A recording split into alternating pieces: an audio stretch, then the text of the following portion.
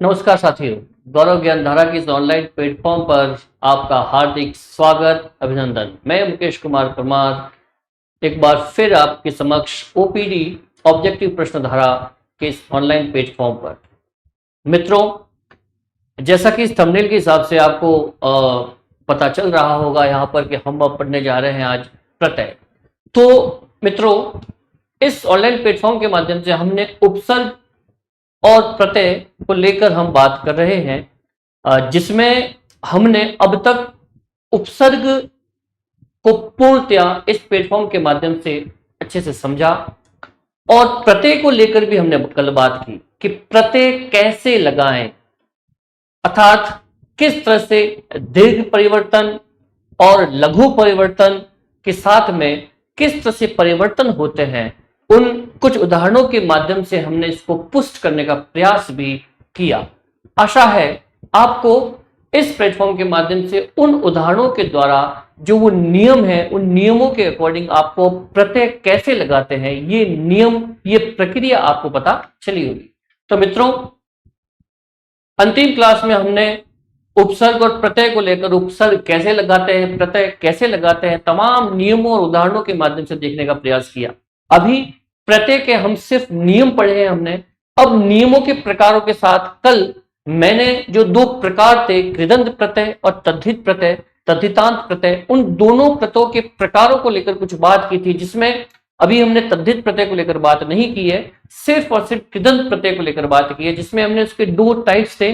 उन दो टाइप्स को जो है उदाहरणों के माध्यम से देखने का प्रयास किया, जिसमें कृतवाचक और सेकंड जो था कर्मवाचक को लेकर अपन ने बात, कर्मवाचक और करणवाचक को लेकर बात की थी। उसके भी दो प्रकार अभी शेष हैं, उनको लेकर भी आज बात करेंगे और अपन आज तद्धित प्रत्यय को लेकर भी बात करेंगे। हमने कल भिन्न परिभाषाओं के माध्यम से प्रत्यय को समझने का प्रयास किया और नियमों के माध्यम से, उदाहरणों के माध्यम से लघु परिवर्तन, दीर्घ परिवर्तन के कुछ उदाहरणों को भी देखा। आशा है आपको वो उदाहरण बिल्कुल समझ आए होंगे और भी तमाम उदाहरणों के माध्यम से आज इस प्रत्यय को अपन पुष्ट करने का प्रयास करते हैं।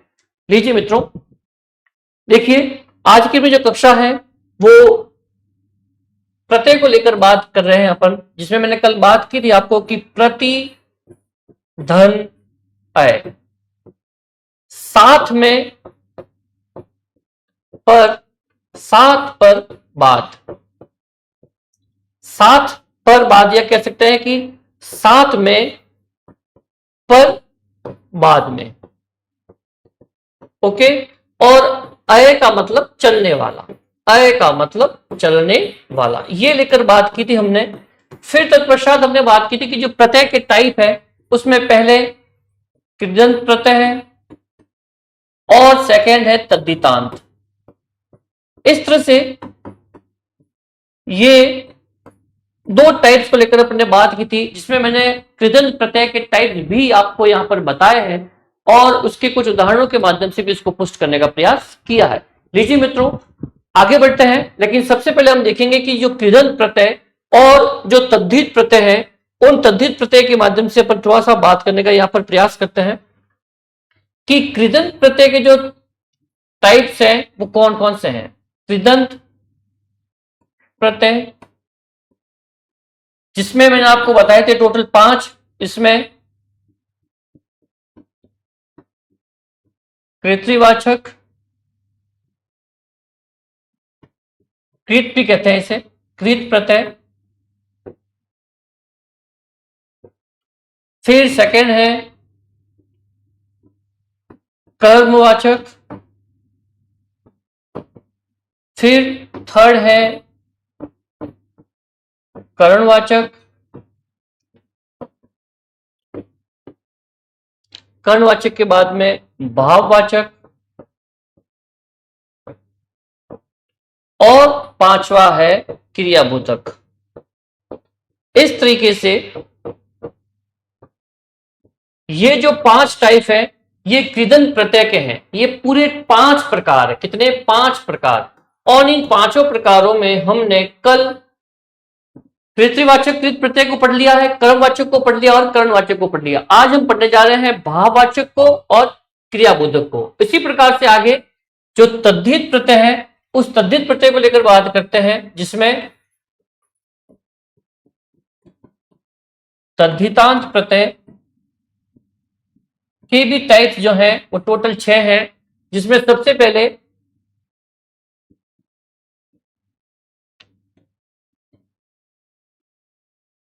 कर्तृवाचक,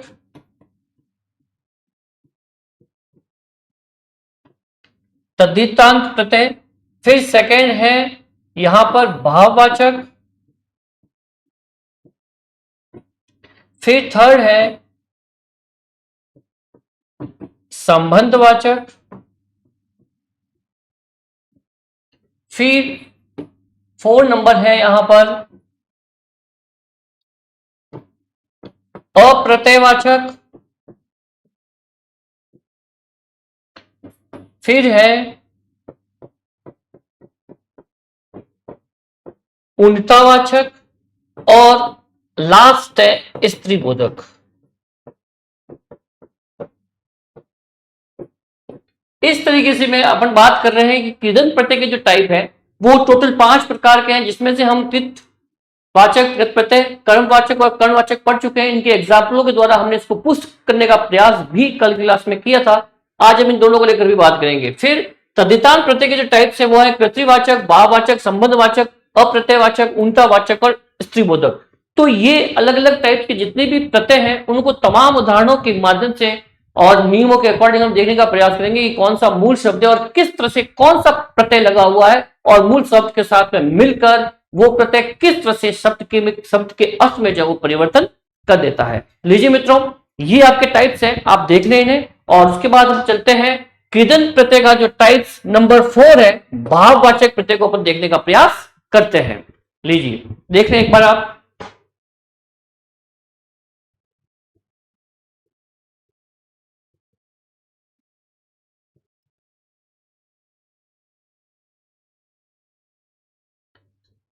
लीजिए मित्रों, स्टार्ट करते हैं आज की क्लास। लीजिए आपका ये जो कृदंत प्रत्यय है, इस कृदंत प्रत्यय में हम बात करने जा रहे हैं, ये कृदंत प्रत्यय का जो टाइप है, कृदंत प्रत्यय का टाइप है नंबर 3, भाववाचक कृदंत प्रत्यय। इसकी परिभाषा के माध्यम से इसको समझने का प्रयास करेंगे इस स्लाइड के माध्यम से। वे प्रत्यय जो क्रिया से भाववाचक संज्ञा का निर्माण करते हैं। जैसा कि मैंने आपको कृदंत प्रत्यय को लेकर बात की थी कि जितने भी धातु या क्रियापद हैं, उन क्रियापदों के माध्यम से ही जो है जो क्रियापद है उसमें जो प्रत्यय लगेगा वो अपने आप में कृदंत प्रत्यय लगता है। तो ध्यान रखें, कृदंत प्रत्यय हमेशा क्रिया या धातु पद के बाद ही लगता है। उन शब्दांशों के आधार पर ही वो शब्दांश जो है मिलकर किसी नए शब्द का निर्माण करते हैं, वो कृदंत प्रत्यय कहलाते हैं। तो हमने सबसे पहले बात की कृतवाचक को लेकर, फिर बात की कर्णवाचक, कर्मवाचक को लेकर, अब अपन बात कर रहे हैं भाववाचक को लेकर। तो इसमें कुछ ऐसे उदाहरण है, उसके माध्यम से भी इसको पुष्ट करने का प्रयास करते हैं। वे प्रत्यय जो क्रिया से भाववाचक संज्ञा का निर्माण करते हैं, किसका? भाववाचक संज्ञा का निर्माण करता है क्रियापदी, और उसमें जब प्रत्यय लगेगा तो वो भाववाचक संज्ञा में बढ़ जाए, क्योंकि भाववाचक एक संज्ञा का टाइप है।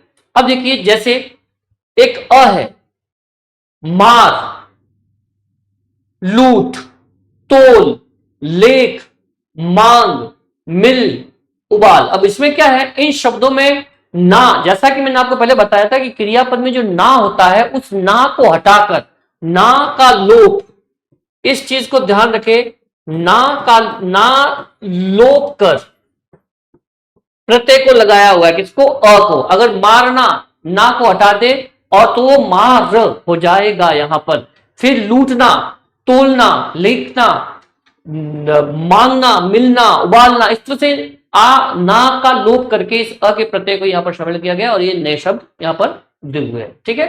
फिर है अत, खपत, खपना, पढ़त, पढ़ना, चाहत, चलत, बचत। इसमें ना का लोप करके ये नए शब्द अत के इस प्रत्यय को लगाकर नए शब्द का यहां पर निर्माण हुआ है। कह सकते हैं कि नए शब्द के अर्थ में परिवर्तन यहां पर हुआ है। फिर है अक, कसक, कसना, अक लग गया, कसक बन गया।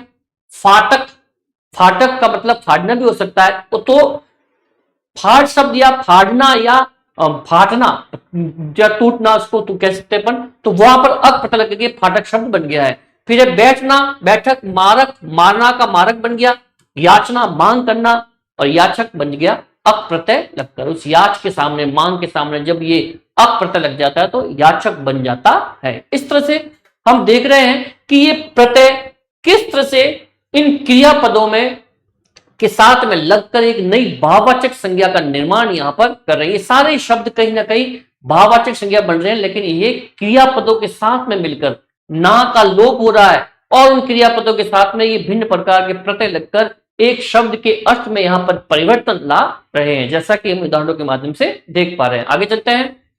अंत, गढ़ंत, देखिए ये शब्द है गढ़ंत। अब इसमें गढ़ना, इस ना का लोप हो गया और अंत जुड़ के गढ़ के साथ में अंत लग के शब्द बन गया गढ़ंत। ठीक है ना।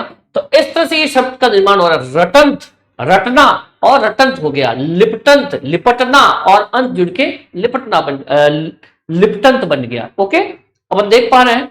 फिर आई, देखो लड़ाई, लड़, यहां पर देखो ये शब्द है लड़ाई। अब यहां पे लड़ और आई, अब यहां पर लड़ना था तो ना का लोप हुआ और शब्द बन गया लड़ाई। क्या बन गया? लड़ाई।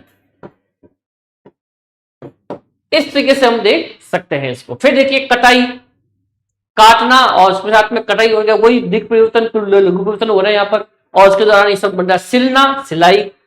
फिर देखिए आप, मिलाप, विलाप, मिलाना, मिलाना, आहट, घबराहट, चिल्लाहट, चिल्लाना, घबराना, और ये आहट शब्द जो ना प्रत्यय है उसका लोप करके यहां पर जो है ये भाववाचक संज्ञा का निर्माण हो रहा है, लेकिन मूल शब्द क्रियापद है।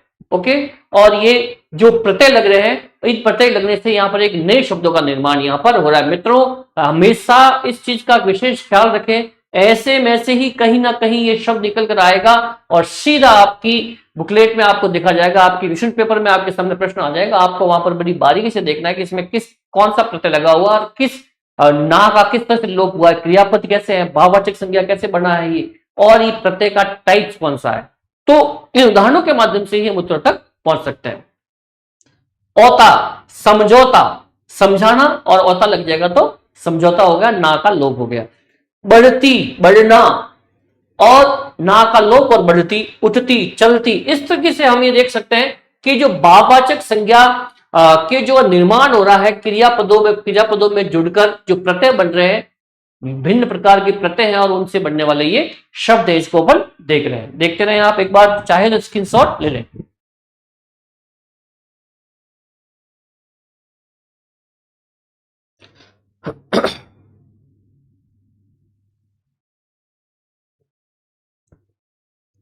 मित्रों, प्रत्यय का टाइप, प्रत्यय की परिभाषा और ये टाइप ध्यान रखें कि वाकई में कौन से प्रकार का प्रत्यय है और उसके प्रकार में वो परिभाषा क्या कह रही है, और उस परिभाषाओं के माध्यम से लगने वाले जो प्रत्यय हैं वो किस तरह से क्रियापद में लग के संज्ञा का निर्माण कर रहे हैं, भाववाचक संज्ञा का निर्माण कर रहे हैं। इस प्रकार में हमने को देखने को मिला। लीजिए आगे चलते हैं। आशा है आपको ये समझ आया होगा। यहां पर कृदंत, ध्यान रखें, कृदंत प्रत्यय का चौथा टाइप यहां पर हमने पढ़ा। अब है पांचवा टाइप क्रियाबोधक। हम बात कर रहे हैं क्रियाबोधक, जिसका ये कृदंत प्रत्यय का प्रकार है। कृदंत प्रत्यय का प्रकार है ये। ओके, फिर देखिए हम बात कर रहे हैं यहां पर किस तरह से कौन सा रहेगा कृदंत प्रत्यय। कृदंत प्रत्यय का ये टाइप है क्रियाबोधक। वे प्रत्यय जो क्रिया का ही बोध कराते हैं, वे प्रत्यय जो क्रिया का ही, अब देखो क्रियाबोधक है, वहां पर तो क्या था कि भाववाचक था, मीन्स भाववाचक में क्या था क्रियापद, और क्रियापद में वो प्रत्यय लग के किसी भाववाचक संज्ञा का निर्माण कर रहा था। पर यहां पर क्या है, सिर्फ और सिर्फ क्रियाबोधक ही है, और वे प्रत्यय जो क्रिया का ही बोध कराते हैं, ऐसे प्रत्यय जो सिर्फ और सिर्फ क्रिया का ही बोध कराते हैं, और प्रत्यय भी क्रिया के द्वारा ही यहाँ पर लगकर इस तरीके से ही होता है कि उसमें क्रियापद ही महसूस हो रहा है। जैसे हुआ, चलता हुआ, पलटा हुआ, देखिए ये क्रियापद ही, ये प्रत्यय इस टाइप के हैं जिसमें क्रिया ही झलक रही है। फिर एक कर, लिखकर, अब लिखना है तो कर जुड़ गया तो साथ में ये क्रियापद ही हो गया, एक क्रिया प्रकार का ही हो गया और उसमें क्रियापद ही झलक रहा है, लिखकर, सुनकर, देखकर। ता, चलना, ना का लोप हो गया, ता हो गया, और जैसे कि ये चलना, चलना में ये ना का हो गया और बन गया चलता, ये क्रिया बन गई, ये क्रिया का ही बोध कराते हैं। रुकना, ना का लोप हो गया, रुकता, ता इसमें प्रत्यय जुड़ गया। चढ़ना, रमता, तो कि रमता वर्ड रमना, रमना में ना का लोप हो जाएगा और ना में लोप में अगर ता प्रत्यय लग जाए तो हो जाएगा रमता, रमणीय अपन कह सकते हैं। तो इस तरह से ये वर्ड बनने वाला है जो क्रियाबोधक प्रत्यय का यहां पर आपको जो है आभास करवाते हैं और क्रिया का ही बोध कराते हैं। ये कृदंत प्रकार का लास्ट टाइप था क्रियाबोधक के नाम से। सबसे पहले हमने क्रियत्रिवाचक, उसके बाद में कर्मवाचक, करणवाचक, और तत्पश्चात हमने बात की भाववाचक, और अब अपन बात कर रहे थे क्रियाबोधक कृदंत प्रत्यय की। तो ये 5 टाइप थे, इन पांचों टाइप को हमने अच्छे से भिन्न उदाहरणों के माध्यम से या प्रकरणों के माध्यम से समझने का प्रयास किया। उम्मीद है आपको ये समझ में आया होगा। देख लें एक बार मित्रों, फिर आगे चलते हैं।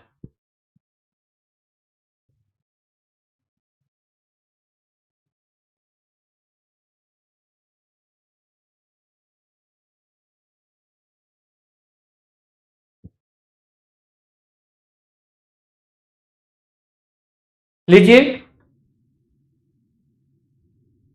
अब हमारे सामने जैसा कि हमने अभी जो प्रत्यय है उसके मोटे तौर पर जो 2 प्रकार निकल कर आते थे, कृदंत प्रत्यय और तद्धित प्रत्यय या तद्धितांत प्रत्यय। कृदंत प्रत्यय के जो 5 टाइप्स थे, उन पांचों टाइप्स को भिन्न उदाहरणों के माध्यम से पुष्ट करने का प्रयास हमने किया, उनको मजबूती दी, और अब आशा है कि आपको भिन्न प्रत्यय के माध्यम से कौन सा प्रत्यय किस तरह से क्रियापद या धातु के साथ लगकर एक नए अर्थ का निर्माण करता है, उनको उदाहरणों के माध्यम से समझने का प्रयास हमने किया। अब है तद्धित प्रत्यय, और तद्धित प्रत्यय में ये सेकंड टाइप है और इसके 6 प्रकार जैसे कि मैंने आपको बता दिया, जिसमें क्रियत्रिवाचक है और भाववाचक है, संबंधवाचक है, ऊर्जावाचक है, अप्रत्ययवाचक है और स्त्रीबोधक है। तो ये जो 6 टाइप्स है, इस एक एक को पढ़ने का प्रयास हम आज की इस कक्षा में कर रहे हैं। ठीक है, लीजिए, तो तद्धित प्रत्यय की सबसे पहले परिभाषा समझते हैं कि वाकई तद्धित प्रत्यय किस प्रकार से। जैसा कि हमने कृदंत प्रत्यय में देखा था कि वो क्रियापद और धातु के साथ लगकर वो अपने आप में शब्दांश से प्रत्यय, और जो शब्द होगा उसके अंत में लगकर उसके अर्थ में परिवर्तन कर देते हैं। उसी टाइप से ये तद्धित प्रत्यय जो है, ये अब किन शब्दों के पीछे लगकर अर्थ पर परिवर्तन करेंगे, इसकी परिभाषा क्या है, इसकी प्रकृति क्या है, उसे पर देखने का प्रयास करते हैं। वे क्रियापद जो क्रियापदों के अतिरिक्त, क्रियापदों के अतिरिक्त, इसको नोटिस करें, क्रियापद के अतिरिक्त मतलब कि क्रियापदों को छोड़ना है। मैंने आपको स्टार्ट में कहा था कि कृदंत प्रत्यय में ध्यान रखें कि धातु या क्रियापद जो होंगे वो सिर्फ और सिर्फ कृदंत प्रत्यय में लगते हैं, इसके अलावा जो भी है वो कहां जाएगा, तद्धित प्रत्यय में। तो क्या कहा यहां पर, क्रियापदों के अतिरिक्त, इसको नोटिस करना है कि अतिरिक्त संज्ञा, सर्वनाम, विशेषण आदि शब्दों के साथ लगकर नए शब्द का निर्माण करते हैं, उन्हें तद्धित प्रत्यय कहते हैं। उन्हें तद्धित प्रत्यय कहते हैं। जो क्रियापदों के साथ न लगकर संज्ञा, सर्वनाम या विशेषण जैसे शब्द हैं, उन शब्दों के अंत में लगकर किसी शब्द के अर्थ में परिवर्तन ला देते हैं, उसे अपन क्या कहते हैं, तद्धित प्रत्यय कहते हैं। जैसे कि देखिए, ये अब छात्र क्या है, अपने आप में एक संज्ञा है, आ छात्रा, देव धन ई देवी, मीठा धन आस मिठास। ओके, अब देखिए ये इसमें बड़ी ई थी और बड़ी ई से ई में आ गया, ये क्या हुआ, ये कौन सा परिवर्तन है, लघु परिवर्तन। कौन सा है, लघु। इस तरह से अपन इसको देख सकते हैं। फिर अपना पन, अपना धन पन करके ये पन कर दिया। इस तरह से हम देख रहे हैं कि तद्धित प्रत्यय में क्या होगा कि क्रियापदों को छोड़कर संज्ञा, सर्वनाम या विशेषण शब्द है, उन शब्दों के अंत में ये शब्दांश लग के अर्थ में परिवर्तन ला देते हैं, उन्हें हम प्रत्यय, तद्धित प्रत्यय कहते हैं। प्रत्यय कैसे लगाते हैं वो नियम हम पढ़ ही चुके हैं और आइए इस तद्धित प्रत्यय की परिभाषा को आप एक बार पुनः देख ले, तत्पश्चात हम चलते हैं इसके प्रकारों की ओर।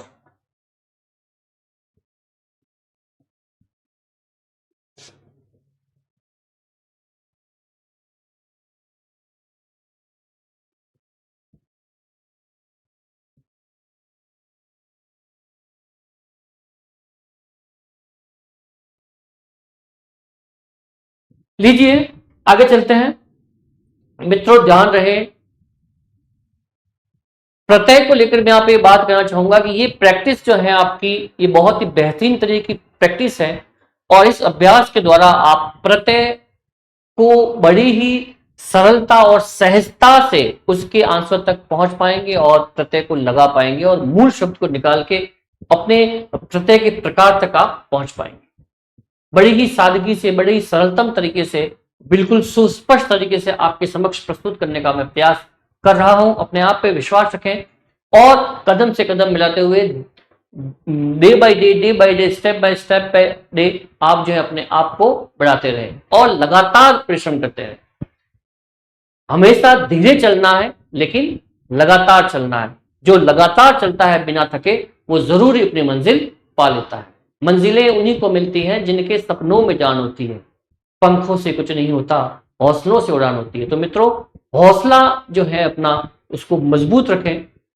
कभी भी एक हार को मानकर अपने जीवन में ऐसा ना समझे कि हार अब निश्चित ही है, अब मुझे हारना ही है, ऐसा महसूस न करते हुए अगर लगातार आप हारते जा रहे हैं कोई समस्या नहीं है। एक ना एक दिन ऐसा होगा जिस दिन आप बिल्कुल ही जीत जाएंगे और मंजिल आपके कदम चूमेगी। उन्हीं आशाओं के साथ लीजिए यहां पर तद्धित प्रत्यय के जो 6 प्रकार मैंने आपको यहां पर अभी स्टार्ट क्लास में मैंने आपके सामने स्पष्ट किए थे, उसमें सबसे पहला प्रकार है, उसके उदाहरणों के माध्यम से और परिभाषाओं के माध्यम से इसको पुष्ट करने का प्रयास करते हैं। कृत्रिवाचक तद्धित प्रत्यय वे प्रत्यय जो किसी संज्ञा, सर्वनाम या विशेषण शब्द के साथ जुड़कर कर्तावाचक शब्द का निर्माण करते हैं। किसका? कर्तावाचक शब्द का निर्माण करते हैं। कर्तावाचक शब्द का निर्माण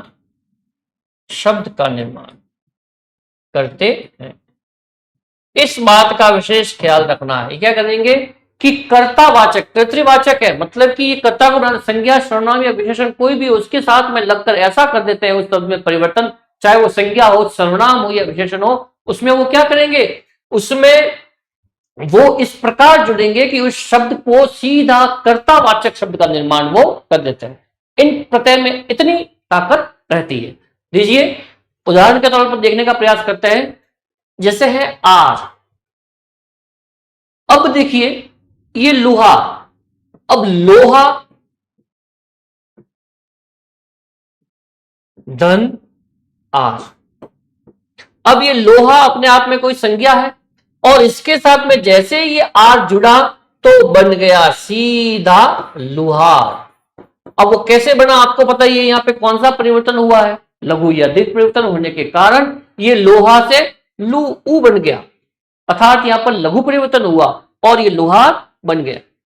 तो देखिए सीधा किसी भी संज्ञा, सर्वनाम या विशेषण शब्द के पीछे लग के ये शब्दांश सीधा उसको कर्तावाचक बना देते हैं। ये इसकी खासियत है कृत्रिवाचक तद्धित प्रत्यय की। और देखिए सोनार,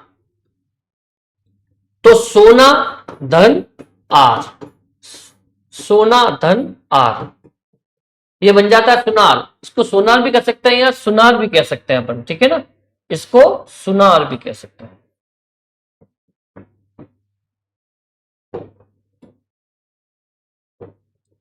सुनार भी कह सकते हैं।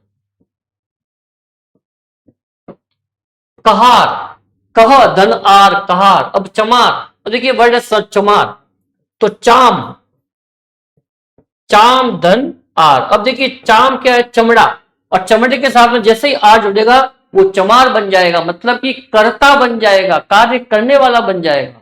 जो चाम का काम करता है, जो चमड़ी से कोई न किसी चीज का निर्माण कर देता है, उसे चमार कहते हैं। तो ये चाम धन आर चमार, कितनी खासियत है इसमें। देखिए इसकी प्रकृति को देखिए, इसकी ताकत को देखिए आप। फिर गंवार, गांव धन आर, गांव धन आर, मतलब कि गांव में रहने वाला गंवार बन गया इसको। ऐसा कहा जाता है, लेकिन ऐसा होता नहीं है। इस शब्द की पकड़ की बात कर रहे हैं हम यहां पर। फिर है इया, रसिया, जयपुरिया, मुखिया। रस धन इया रसिया, जयपुर धन इया जयपुरिया, मुख धन मुखिया। इस तरह से कहते हैं, घर का मुख होता है उसे हम क्या कहते हैं, मुखिया कहते हैं। तेली, तेल धन ई तेली, भेद धन ई भेदी, माल धन ई माली, एरा, घास धन एरा गसेरा। देखिए, घास धन एरा गसेरा, इसके मूल शब्द को पकड़ना है यहां पर। घास धन एरा क्या बन गया, गसेरा। ठाट धन एरा ठटेरा, ठाट धन एरा ठटेरा।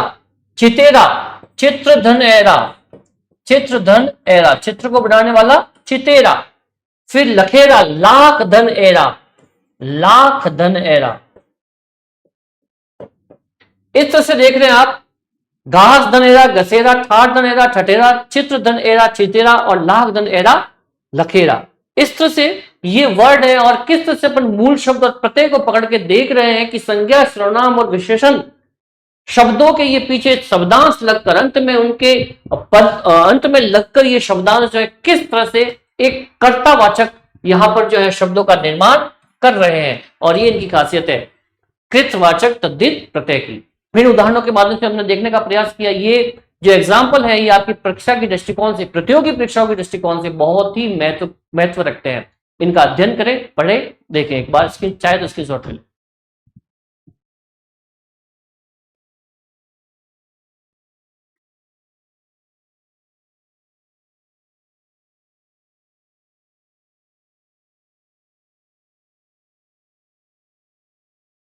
आशा है मित्रों आपको ये शब्द वाकई परीक्षा उपयोगी लगे होंगे। और मैं ये कहना चाहूंगा कि जो शब्दांश है ये बहुत ही विशेष, मतलब कि अपने आप में महत्व रखते हैं कि इनके द्वारा बने हुए शब्द जो है वो किस तरह से कर्तावाचक शब्दों का निर्माण कर रहे हैं। ये परीक्षा उपयोगी है, इन्हें देखें, पढ़ते रहें, बार बार इनके मूल शब्द को पहचानें कि वाकई में मूल शब्द कौन सा है और जो प्रत्यय का प्रकार है वो कौन सा है। आगे चलते हैं। अब आता है भाववाचक तद्धित प्रत्यय। देखिए, हमने अभी बात की आपके सामने कृतिवाचक प्रत्यय की, और अब ये तद्धित प्रत्यय का दूसरा टाइप है जिसे अपन कहते हैं भाववाचक तद्धित प्रत्यय। जिन प्रत्ययों के योग से शब्द भाववाचक संज्ञा बन जाते हो, जिन प्रत्ययों के योग से शब्द भाववाचक, देखो ऐसे प्रत्यय जिसके योग से भाववाचक संज्ञा बन जाते हैं, क्या बन जाते हैं, भाववाचक संज्ञा जो तब्दील हो जाती है। ऐसा प्रत्यय जो शब्दों के साथ जुड़कर भाववाचक संज्ञा का निर्माण कर देता है, भाववाचक तद्धित प्रत्यय कहते हैं। ये प्रत्यय प्राय संज्ञा, सर्वनाम, विशेषण शब्दों के अंत में जुड़कर भाववाचक संज्ञा का निर्माण करते हैं। इस बात का तो विशेष ख्याल रखें कि तद्धित प्रत्यय क्रियापदों के अतिरिक्त संज्ञा, सर्वनाम या विशेषण या और भी कोई शब्दों, उन शब्दों के अंत में लगकर ही नए शब्द का निर्माण करते हैं या नए शब्द के अर्थ में परिवर्तन कर देते हैं। जैसा कि हमने दो पढ़े हैं यहाँ पर ये भाववाचक संज्ञा का निर्माण कर रहा है और इससे पहले जो था वो कर्तावाचक शब्दों का निर्माण कर रहे थे। उन प्रत्ययों की हम यहाँ पर बात कर रहे हैं भिन्न उदाहरणों के माध्यम से।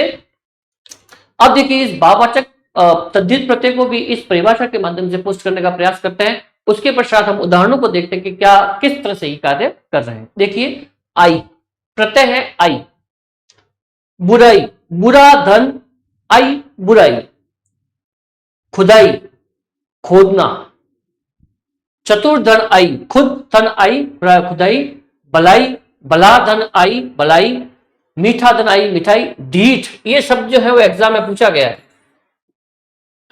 ढीठ धन आई। अब ढीठ किसे कहते हैं आपको पता है, ये जो इंसान मतलब कि कहते हुए भी कार्य नहीं करता है, जिसके पास में सारी सुविधाएं होते हुए भी वो उन सुविधाओं का उपयोग न करते हुए अपने आप को पंगु बना डालता है, उसे कहते हैं ढीठ, ढीठाई। ओके, आई उपसर्ग से बना हुआ ये, आई प्रत्यय से बना हुआ ये शब्द है।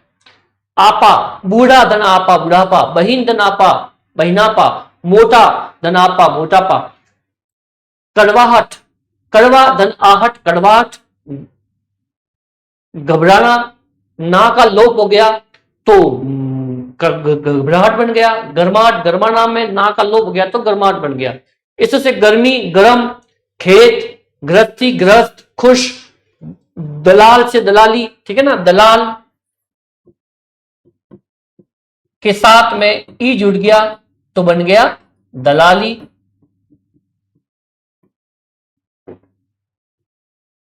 फिर देखिए यहां पे है ये खुशी, खुशी शब्द है खुशी, तो खुशी में क्या हो गया, खुश, धन ई, खुशी। फिर है गृहस्थी, गृहस्थ, धन ई, गृहस्थी, खेत, धन ई, खेती, मनुष्यत्व, मनुष्य धनत्व, पशु धनत्व, देव धनत्व, गुरु धनत्व। इस तरह से ये मूल शब्द के साथ में अंत में लगकर ये प्रत्यय अंत में लगते हैं और शब्द में जो है विकार उत्पन्न कर देते हैं, अर्थ में परिवर्तन कर देते हैं। फिर देखिए नेक्स्ट है आस, खट्टास, खट्टा धन आस। देखिए बहुत अच्छा वर्ड है ये। हमेशा मैंने आपको कहा हुआ है कि जो शब्द अपन तोड़ते हैं वो शब्द सार्थक होना चाहिए। कैसा होना चाहिए, सार्थक। अगर वो सार्थक शब्द निकल रहा है तो उसमें आपको लग रहा है कि कोई अधिकता हो रही है कहां पे या कहां पे कहीं पे कमी हो रही है, तो वो लघु परिवर्तन या दीर्घ परिवर्तन के कारण हो रही होगी। अन्यथा जो शब्द टूटेगा वो बिल्कुल सार्थक रहेगा। मैंने आपको उपसर्ग में बताया था कि किस तरीके से जो वो 2-3 टाइप्स है उन नियमों को लगाकर ही बात करें, अदरवाइज आप कहीं ना कहीं गलती कर बैठेंगे। तो सार्थक खटास, खट्टा धन आस, खटास। मीठा धन आस, नींद धन आस, निंदास। नींद धन आस क्या बन जाएगा, निंदास। नींद धन आस, निंदास। ठीक है। फिर है लालिमा, तो लाल धन ईमा, लालिमा। फिर है गरिमा, गरिमा, गुरु धन ईमा, गरिमा। फिर है पूर्ण धन ईमा, पूर्णिमा। स्थितियां ये गलत है, यहाँ पे गलत समझे इसको। सुंदर धनता, सुंदरता। मूर्ख धनता, मूर्खता। मनुष्य धनता, मनुष्यता। बचपन, बच धनपन, लड़क धनपन, चुट धनपन।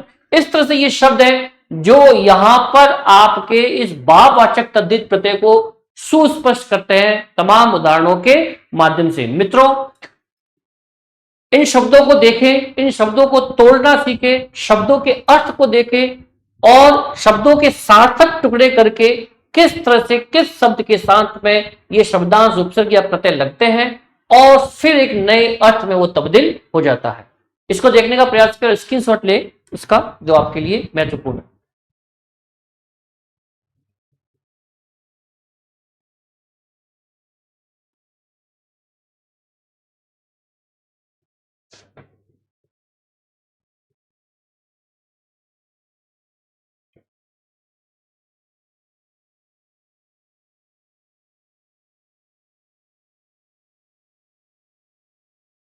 आशा है मित्रों आपको आज की इस कक्षा में ये ध्यान रखें, ये यहां पर जो है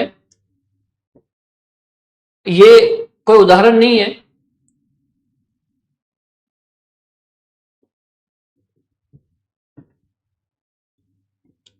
आज की कक्षा आपको बिल्कुल अच्छे से समझ आई होगी।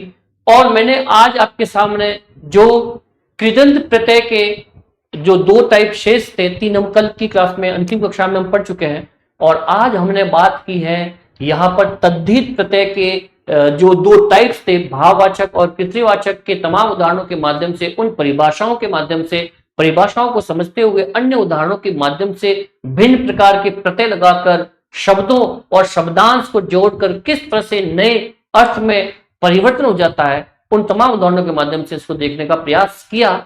उम्मीद है मित्रों कि आपको आज की कक्षा अच्छी लगी होगी। आशा है आप पढ़ते रहें और इन उदाहरणों के माध्यम से अपने इस प्रत्यय को मजबूत करते रहें। तब तक के लिए आज की इस कक्षा को संपन्न करते हुए नमस्ते, नमस्कार।